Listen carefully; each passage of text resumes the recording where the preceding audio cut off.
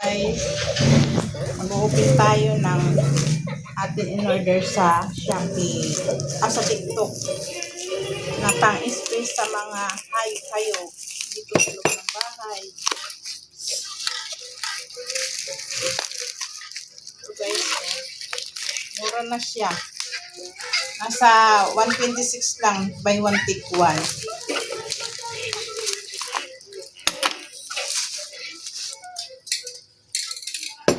Bukas na agad.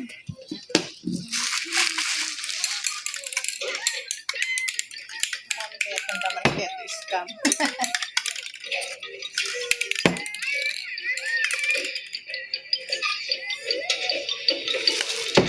Yan guys. Pag-uwi na tayo sa ating bahay kasi maraming ipis.